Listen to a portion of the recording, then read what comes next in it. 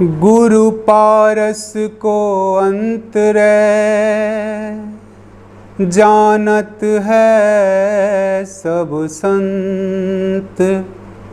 वह लोहा कंचन करे वह कर ले तुम हंत।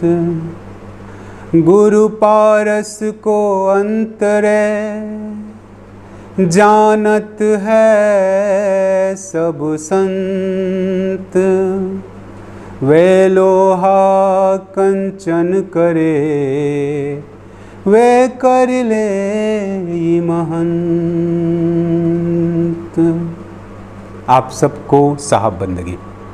मैं उमेश कबीर, कबीर चौरा मठ मूलगादी से फिर से अपनी उसी श्रृंखला में जहाँ कबीर साहब के गुरुदेव के अंग पे हम सब चर्चा कर रहे थे, आज एक और साखी लेकर प्रस्तुत हूँ। कबीर साहब गुरु की महिमा बहुत बताते हैं। कबीर साहब ये कहते हैं कि वास्तव में जीवन में जो सच्चा गुरु है वो बहुत आवश्यक है। इसीलिए कबीर साहब कह रहे हैं कि गुरु पारस को अंतर है। गुरु और पारस पत्थर में भी अंतर है। अंतर कैसा है? पारस जो है, पारस पत्थर किसी भी लोहे को कंचन बनाता है, सोना बनाता है, लेकिन पारस पत्थर नहीं बनाता। मतलब वो जो है वो नहीं बनाता, अपने से कुछ अलग करता है। लेकिन गुरु के साथ ऐसा नहीं है। गुरु पारस को अंतरे जानत है सब संत। ये जो अंतर है यह कौन समझता है? यह संत समझता है, सज्जन समझता है, ज्ञानी व्यक्ति समझता है।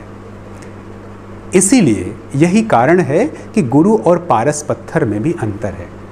पिछले श्रृंखला में हम लोग देख रहे थे किस तरह से चंदन जो है वो अपना गुण अन्य वृक्षों को दे देता है, पारस पत्थर लोहा बना लेता है। लेकिन यहाँ कबीर साहब पारस पत्थर और चंदन से भी गुरु को महान बताते हैं और कहते हैं कि कंचन बना सकता है पारस, लेकिन गुरु क्या करता है?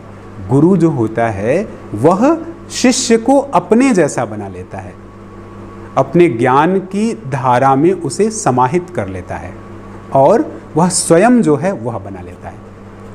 ये काफ़ी समझने की बात है कि कबीर साहब जब इन बातों को कह रहे हैं तो हमें ये बात समझनी होगी।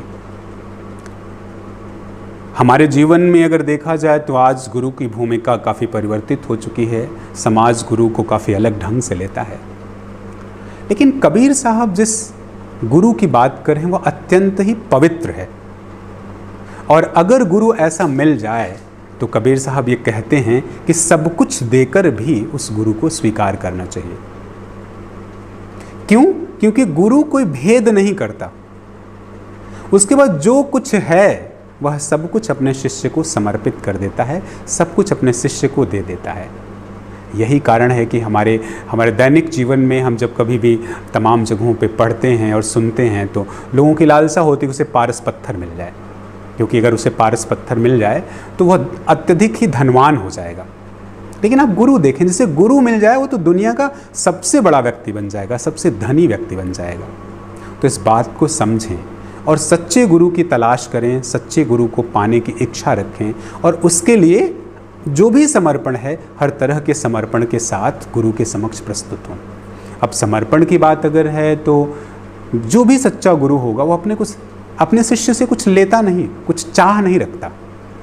वह सिर्फ देना जानता है और हर उस अज्ञ व्यक्ति को, हर उस अज्ञ शिष्य को क्या करता है? अपने जैसा ज्ञानवान बना लेता है और यही ज्ञान की धारा आगे चलकर उसके शिष्य को क्या करती है?